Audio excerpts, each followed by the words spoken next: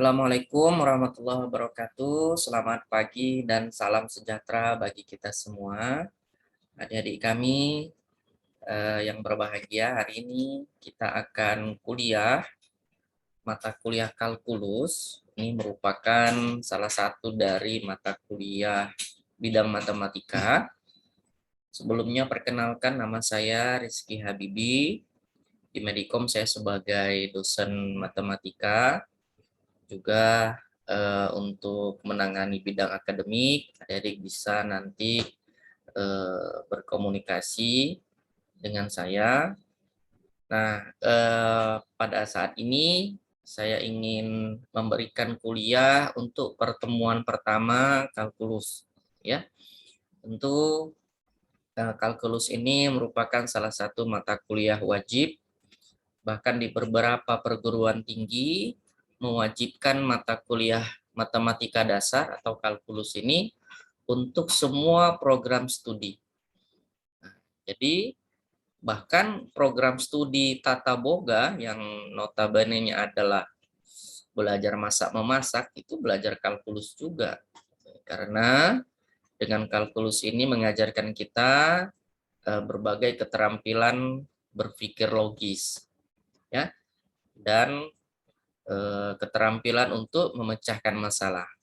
Karena tentu keterampilan memecahkan masalah, berpikir kritis, ya, critical thinking itu merupakan soft skill yang diperlukan bagi adik-adik agar berhasil nanti di dunia kerja tentunya. Ya, untuk hari ini pertemuan pertama kalkulus kita akan membahas tentang pertidaksamaan. Nanti kita akan menuju ke pertidaksamaan, namun kita sedikit membahas dulu tentang himpunan bilangan dan interval bilangan. Nah, ini adalah dasar dari dasar teori untuk adik-adik memahami pelajaran kalkulus pertemuan-pertemuan selanjutnya. Jadi ini dasarnya, gitu ya. Untuk himpunan bilangan dan interval bilangan, bilangan itu dapat diklasifikasikan, ya, dikelompokkan. Jadi bilangan itu bisa kita kelompokkan ke dalam beberapa himpunan, ya, di mana himpunan bilangan tertentu terkadang merupakan himpunan bagian dari himpunan bilangan lain. Artinya ada suatu kelompok bilangan yang merupakan bagian dari kelompok bilangan yang lain. Kita coba, saya tampilkan dalam bentuk diagram, di mana untuk himpunan bilangan secara keseluruhan itu berada dalam himpunan bilangan kompleks. Bilangan apapun yang sedang adik bicarakan itu termasuk bilangan kompleks. Nah, gitu ya, bilangan kompleks. Apa tuh bilangan kompleks? Ya, apa saja. Ya, apa saja. Sebutkan suatu bilangan, maka itu adalah bilangan kompleks. Yang di dalam bagian himpunan kompleks, di dalam himpunan kompleks ada himpunan bilangan real. Ya, ada himpunan bilangan real. Ada himpunan bilangan imajiner. Bilangan imajiner itu bilangan khayal. Ya. Bilangan ini ya secara perhitungan sebenarnya tidak ada gitu. Contohnya akar minus 1. Akar minus 1 kalau ditekankan di kalkulator muncul huruf E, error katanya, ya. Tidak didefinisikan, tidak terdefinisi. Tetapi dalam matematika lanjut kita tetap hitung. Kita simbolkannya dengan I biasanya. Akar minus 1 itu sebagai I. Akar minus 4 adalah 2I. Jadi ini adalah bilangan imajiner. Nah, ini digunakan, ya, digunakan. Itulah seninya matematika. Ya, seninya matematika. Bilangan imajiner. Jadi bukan bilangan gaib, ya. Bilangan imajiner, bilangan khayal itu ada persoalan-persoalan yang menggunakan bilangan imajiner. Yang bukan bilangan imajiner adalah bilangan real, nyata. Bilangan real. Nah, bilangan real inilah yang paling sering kita gunakan. Ya, secara umum kalau kita tidak mendefinisikan sebuah domain, ya, domain itu kita sedang berbicara bilangan apa gitu. Misalnya kita sebut sebuah X melambangkan sebuah bilangan, tapi nggak dibilang dia bilangan apa. Maka secara umum X adalah bilangan real, bilangan nyata. Ya, di dalam bilangan real ada bilangan rasional, ada bilangan irasional, tak rasional. Ada bilangan rasional, ada bilangan irasional. Ya, di dalam dua-duanya adalah bilangan real. Ada bilangan rasional, ada bilangan irasional. Bilangan irasional akar 2, bilangan pi, pi itu 22/7 ya, atau 3,14 kalau kita bulatkan dalam 2 angka desimal. Nah, bilangan E, log 7, sin 8, nah ini adalah bilangan-bilangan irasional. Nanti lebih lanjut akan saya tunjukkan bagaimana kita membedakan sebuah bilangan real itu adalah bilangan rasional atau bilangan irasional. Di dalam bilangan rasional ada bilangan bulat, ya, ada bilangan bulat, ada bilangan bulat positif, ada bilangan bulat negatif, ya. Kemudian di dalam bilangan bulat ada himpunan bilangan asli, bilangan asli, ya, 0, bilangan asli itu 1, 2, 3, 4, ya. Kemudian kita juga mengkategorikan dengan menyebutkan bilangan cacah. Bilangan cacah itu hanya menambahkan bilangan 0 pada bilangan asli, ya. Jadi ini saya kasih catatannya, dalam kalkulus hampir semua perhitungan berdasarkan pada sistem bilangan real. Bilangan real, ya. Oke. Bilangan rasional adalah bilangan yang dapat dinyatakan sebagai hasil bagi dari dua buah bilangan bulat A per B. Seperti bilangan 6/5 itu adalah 1,2, ya. Minus 11/10 adalah minus 1,1. Ini adalah bilangan rasional. Bilangan real dan bilangan rasional. Oke. Nah, bilangan rasional dengan digit desimal yang berakhir. Seperti 1,2, ini nggak ada lagi desimalnya. Kalaupun mau dilanjutkan desimalnya ya 0, ya 1,200, 1,20000. Kemudian ada juga bilangan rasional dengan digit desimal yang berulang tanpa akhir. Nah, berulang dia. 0,428571, 428571, 428, dan seterusnya. Ini adalah bilangan rasional, di mana digit desimal yang berulangnya itu tanpa akhir. Biasanya kita boleh juga menuliskan garis di atas bilangan yang berulang tersebut. Nah, kita sederhanakan tulisannya menjadi bentuk seperti ini. Apa itu bilangan irasional? Bilangan irasional adalah bilangan yang tidak dapat dinyatakan sebagai hasil bagi dari dua buah bilangan bulat. Jadi dia merupakan kebalikan dari bilangan rasional. Dan tidak satu pun bilangan bulat merupakan bilangan irasional. Jadi kalau sudah bilangan bulat, sudah pastilah bukan irasional, tetapi bilangan rasional. Ya.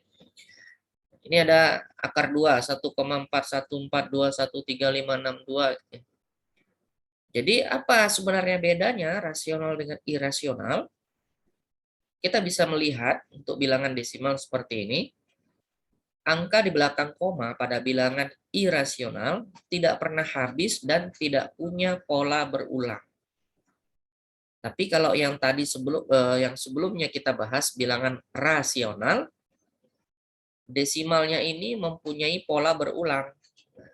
Jadi kalau ada pola berulang seperti ini, bilangan rasional. Tidak punya pola berulang, namanya irasional. Nah, gitu. Jadi tidak sulit membedakannya, ya. Contoh nih, kita bahas supaya pemahaman kita menjadi lebih baik. Bilangan desimal berulang itu adalah bilangan rasional, ya. Ini teorinya. Tunjukkan bahwa X sama dengan 0,13613613613 dan seterusnya menyatakan bilangan rasional. Oke. Kalau secara sederhana kita tinggal bilang ya, ini bilangan rasional, kenapa? Ini ada yang berulang. Gitu. Oke. Tapi tentu membuktikannya tidak seperti itu. Kita gunakan trik seperti ini. Kalikan kedua ruas dengan 1000.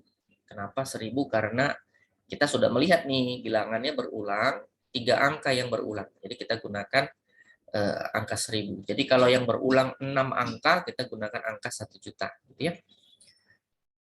Kemudian kurangkan X dari 1000X, selesaikan dalam X. Nah, maksudnya begini, ini kan X. Kiri dan kanan kita kali 1000. Di sini 1000X, yang ini dikali 1000. Setelah dikali 1000 ini hasilnya. Ya. Ini 1000X. Jadi kalau ruas kiri dan ruas kanan kita kalikan dengan bilangan yang sama, dia tidak akan mengubah nilai dari persamaan tersebut. Ya. Kemudian kita kurangkan dengan X. Kita kurangkan dengan X. X-nya ini tadi ya. Kita kurangkan.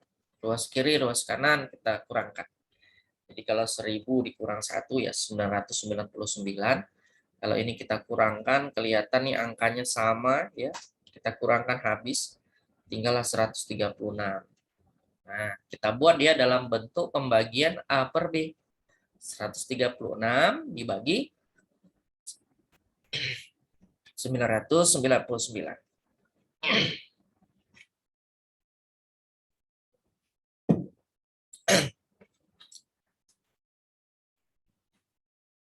Nah, karena sudah bisa kita bagi, ya.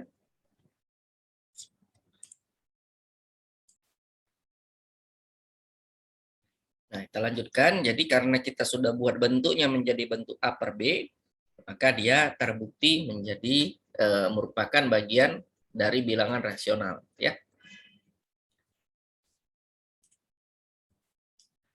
Nah, peringatan. Ada 2 hal yang tidak dilakukan di dalam kalkulus. Apa saja? Yang pertama, jangan pernah membagi bilangan 0. Jangan pernah membagi bilangan dengan 0, ya. Kita tidak akan melakukan pembagian dengan 0. Seperti bentuk berikut ini, 2x kuadrat dikurang 3x per 0. Ini tidak boleh. Ya, ini tidak kita lakukan. Yang kedua, jangan menghitung akar bilangan negatif seperti akar minus 3, karena hasilnya tak didefinisikan dalam himpunan bilangan real. Nah, karena dia jadi bilangan imajiner ya kan, dia bukan merupakan bilangan real. Oke, sedikit kita mengingat kembali tentang variabel. Dalam banyak masalah pemodelan matematika, seringkali kita harus menggunakan notasi, ya, misalnya A, B, X, Y, untuk menyatakan besaran yang belum diketahui nilainya. Seperti misalnya kita bicara tentang waktu. Berapa waktu yang dibutuhkan untuk menyelesaikan sebuah kegiatan ini? Nah, waktu itu belum tahu. Mau dihitung dan belum tahu nilainya, maka kita biasanya menggunakan notasi. Notasi itu tentu menyederhanakan kalimat ya. Kalau seperti ini nih kalimatnya satu paragraf ini kan banyak sekali. Kalau dalam matematika dia membentuk sebuah rumusan, formula ringkas. Ya, ringkas. Namun kadang-kadang yang ringkas ini, yang rumus inilah yang menjadi persoalan ya. Rumus harusnya menjadi solusi, tetapi itu malah menjadi persoalan. Kenapa? Karena tidak memahami maksud dari masing-masing notasi yang digunakan. Waktu, volume, kecepatan, percepatan, gaya, nah itu merupakan besaran-besaran yang biasanya kita notasikan. Besaran yang belum diketahui nilainya, ini disebut dengan variabel. Ya.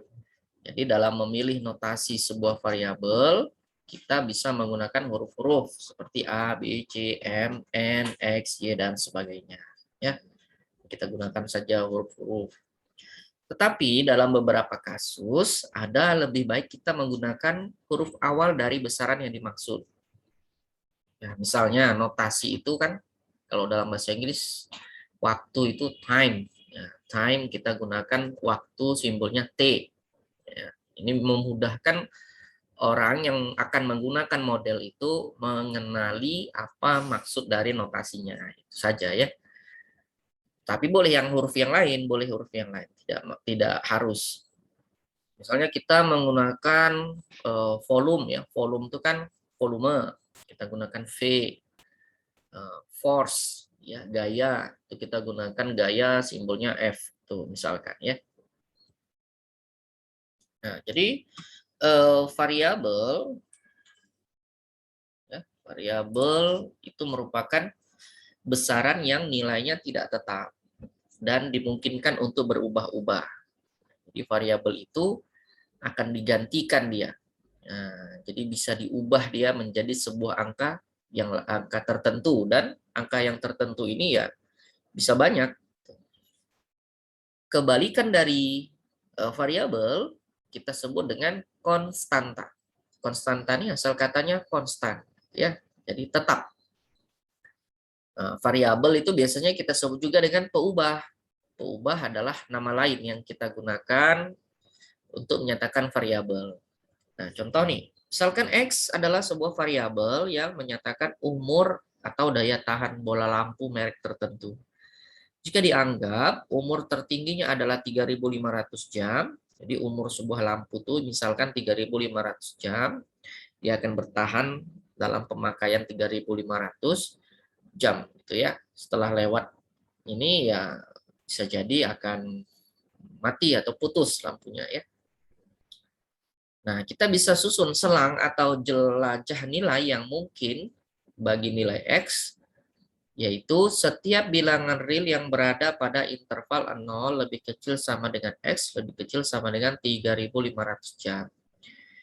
Nah, akan tetapi jika X telah ditetapkan nilainya, misalnya 3.200 jam, maka di sini X dinamakan konstanta, bukan variabel. Mengapa disebut konstanta? Karena nilai X telah ditetapkan pada satu harga saja dan tidak berubah-ubah lagi. Jadi kalau kita tentukan X adalah 3.200, maka X adalah konstanta. Tapi misalnya kita buat dalam interval seperti ini, maka X adalah variabel. Kenapa? Adik boleh ambil sebuah angka yang penting antara 0 sampai 3.500 dan berbeda-beda, itu memenuhi pada X ini gitu ya. Maka dia bisa berubah. Selanjutnya, kita diskusikan tentang selang atau interval. Ya, selang atau interval. Selang merupakan himpunan bilangan real yang sering digunakan dalam kalkulus untuk menyatakan garis bilangan. Ya, kita nyatakan garis bilangan itu dengan sebutan selang. Nama lain dari selang adalah interval. Jadi selang itu ya interval sama maksudnya ya. Ya, di mana terdapat bilangan tertentu yang menjadi batas bawah dan batas atas. Nah, secara umum selang itu kita bagi dua, ya ini selang terbuka dan selang tertutup. Jadi ada istilahnya ya. Istilah-istilah seperti ini adik-adik kita harus pahami, ya, harus kita pahami supaya karena ada profesor yang mengatakan sebenarnya matematika itu adalah bahasa, ya bahasa. Jadi kalau kita pahami bahasanya, kita bisa pahami persoalan matematikanya. Ini ada dua istilah ya, selang terbuka, selang tertutup, batas bawah, batas atas. Nah, ini istilah-istilahnya. Selainnya adalah kombinasi salah satu dari antara keduanya. Misalnya, A dan B adalah bilangan real, di mana A lebih kecil dari B. Selang terbuka adalah semua bilangan X yang terletak antara A dan B dan ditulis dengan lambang dalam kurung A, B. Ini kurungnya kurung lengkung ya. Atau dengan notasi pembentuk himpunan. Boleh kita buat dalam bentuk himpunan. Jadi kalau diminta tuliskan dalam bentuk himpunan, inilah bentuknya ya. Kita buka buat kurung kurawal X, di mana X berada di antara A dan B, atau A lebih kecil dari X, lebih kecil dari B, dan X anggota bilangan real. Dalam garis bilangan, ini kita bisa nyatakan juga dalam tanda kurung biasa ya, di garis bilangan kita buat tanda kurung seperti ini. Nah, boleh ya. Maksudnya di sini adalah A dan B tidak termasuk dari X gitu ya. Kenapa? A dan B tidak masuk dia sebagai anggota X karena tidak ada tanda sama dengan. Tapi kalau lebih kecil sama dengan berarti A ikut di dalam X. Nah, itu yang membedakan, menyebabkan kita harus membuat tanda kurungnya lengkung seperti ini. Ini namanya selang terbuka, ya. Kelihatan tanda lengkungnya, tanda kurungnya lengkung, kemudian tanda lebih kecilnya lambangnya tidak menggunakan sama dengan. Tapi kalau selang tertutup ya menggunakan lambang sama dengan seperti ini ya, lebih kecil sama dengan. Dan tanda kurungnya tanda kurung siku. Oke. Ini adalah selang tertutup. Nah, ada berbagai macam bentuk ya, lambang dan notasi himpunan dari tipe-tipe selang. Ada selang terbuka, selang tertutup, selang semi terbuka, selang semi tertutup, ya. Sama lah tuh ya, selang semi terbuka dengan selang semi tertutup. Nah, dari bisa perhatikan ini ya, masing-masing dilihat bagaimana bentuknya ya. Kalau kita buat dalam garis bilangan boleh seperti ini bentuknya. Kalau lambangnya A, B, A kurungnya kurung lengkung, B-nya kurung siku gitu ya. Nah, lengkung, siku, X berada di antara A dan B. Oke. Ini juga di buku ya, bukunya Parcel, buku kalkulus ya, kalkulus Parcel ini biasa dikenal orang. Dia menyatakan beberapa bentuk notasi ya, notasi kemudian dari interval atau selang. Ini himpunan ya, notasi himpunan, ini notasi intervalnya, kemudian ini gambar grafiknya ya, garis bilangannya. Gampang, perhatikan aja. A lebih kecil dari X, lebih kecil dari B. Tidak pakai sama dengan A, B juga tidak pakai sama dengan, maka tanda kurungnya lengkung.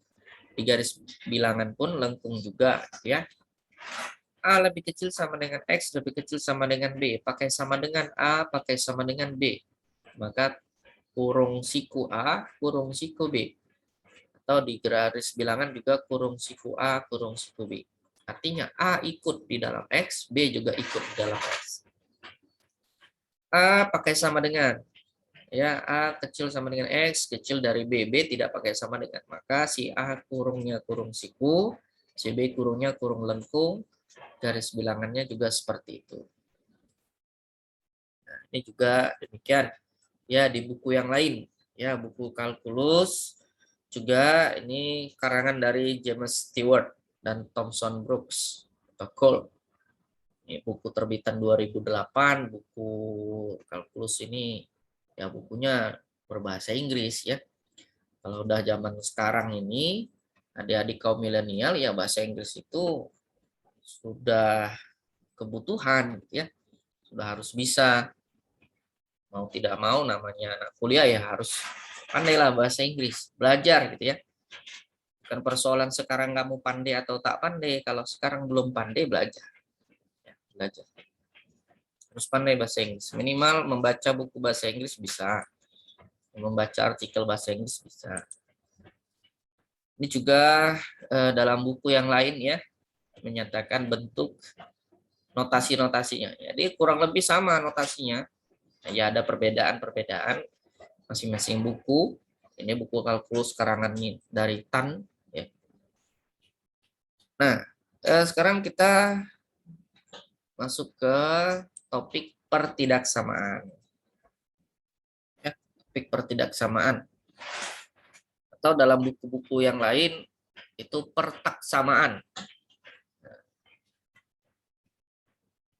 Beberapa universitas menggunakan kata pertaksamaan. Saya lihat tuh materi-materinya, ada yang disebutkan pertaksamaan, ada yang menyebutkan pertidaksamaan. Maksudnya sama, ya, maksudnya sama. Saat bekerja dengan pertidaksamaan, kita harus memperhatikan beberapa aturan di bawah, ya. Rules for inequalities. Ini adalah aturan dari pertidaksamaan. Ada 5 aturan di sini. Kalau A kecil B, maka if A kecil B, maka A tambah C kecil dari B tambah C. Artinya, ruas kiri dan ruas kanan kalau kita tambahkan dengan bilangan yang sama itu boleh. Ya. Kita boleh menambahkan bilangan yang sama, ruas kiri dan ruas kanan. A kecil B, C kecil D. Ya, maka A tambah C kecil B tambah D. Sudah pastilah ya. A lebih kecil dari B. Ini bilangan lain nih, C lebih kecil dari D. Ini bilangan yang menambahkannya, bilangan D-nya lebih besar. A ditambahkan sebuah bilangan, B ditambahkan dengan sebuah bilangan yang lebih besar dari bilangan yang menambahkan A. Sudah tentulah penjumlahannya tidak mengubah tanda, gitu ya. Nah, ini aturan-aturannya, boleh kamu baca berulang-ulang supaya memahami, gitu ya. Catatan ini saya tambahkan, arah pertidaksamaan tidak berubah jika dikali dengan bilangan positif. Tapi arah pertidaksamaan berubah bila dikali dengan bilangan negatif. Ya. Kalau kita kali nih A kecil dari B, kemudian masing-masing dikali negatif, maka tandanya berubah menjadi lebih besar. Ya. Ini saya kutip dari buku Kalkulus karangan James Stewart. Contoh. Yuk kita bahas contoh sekarang ya. Adik-adik harus nanti diuji bagaimana keterampilan adik-adik menyelesaikan persoalan pertaksamaan. Selesaikan pertaksamaan berikut ini. Nah, coba lihat ini. 1 tambah X kecil dari 7X tambah 5. Kita mau selesaikan. Menyelesaikan pertidaksamaan itu berarti kita mencari solusinya. Solusi apa? Solusi dari X. Berapakah X? Tentukan selangnya, interval X. X mana saja yang mungkin sehingga pertaksamaan ini terpenuhi. Ya. Itu tugas kita. Pertama, ya kita tulis ulang dulu soalnya ya kan, biar nampak banyak jawabannya. 1 tambah X kecil dari 7X tambah 5. Ini soal kita tadi ya. Pertama, kita kurangkan kedua ruas dengan 7X. Ini dengan maksud sebenarnya memindahkan 7X ke kiri. Nah, biasanya guru matematika kita dulu pindahkan 7X ke kiri. Positif pindah jadi negatif, gitu ya. Nah, itu kan apa ya, carcepnya. Secara teori yang memenuhi aturan inequalities tadi, aturan pertaksamaan, ya teorinya, teori matematikanya adalah kita menjumlahkan dengan bilangan negatif atau mengurangkan ruas kiri dan ruas kanan dengan bilangan yang sama. 1 ditambah X kita kurangkan dengan 7X, kemudian 7X tambah 5 juga kita kurangkan dengan 7X. Alhasil 7X-nya di sini habis, tersisalah 5. Ya. Ini kalau kita carcep biasanya kan 7X pindah ke kiri jadi minus 7X, di sini tinggal 5. Sama saja ya. Kurangkan kedua ruas dengan bilangan 1. Nah, ini maksudnya adalah memindahkan angka 1 ke ruas kanan. 1 kurang 1 habis 5 dikurangi 1, 4. Nah, hasilnya adalah minus 6X kurang dari 4. Lalu kita kan biasanya membagi nih ke bawah ya.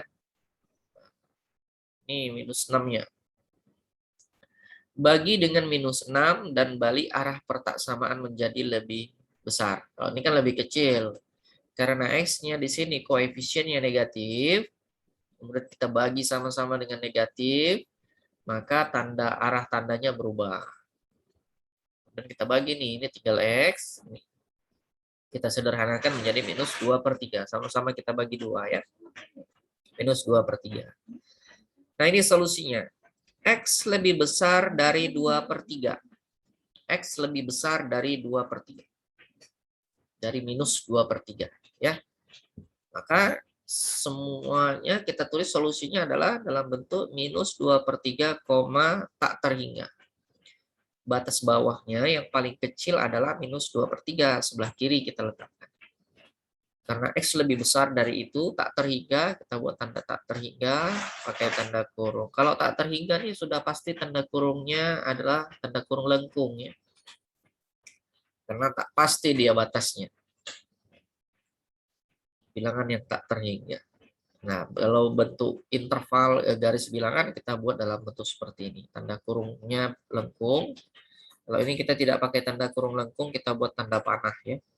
Artinya tidak terbatas atau tak terhingga. Contoh yang kedua, kita coba selesaikan pertidaksamaan ya, selesaikan pertidaksamaan dari 4 kecil sama dengan 3x kurang 2 kecil dari 13. Oke. Nah, ini bisa kita selesaikan dengan cara ya jadi ada 3 ruas ya. Kalau yang tadi soalnya hanya 2 ruas, ini 3 ruas. Kiri 4, tengah 3x kurang 2, kanan 13. Cuman ini kita coba menyelesaikannya dengan cara kita tambahkan dulu semuanya dengan positif 2. Artinya kita mau sisakan X di tengah. Ya, 4 tambah 2, 3x kurang 2 tambah 2, 13 tambah 2. Kita tambah 2 semuanya.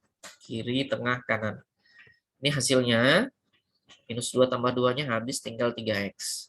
Kemudian sama-sama kita bagi 3 karena supaya koefisien 3x-nya menjadi x. Kemudian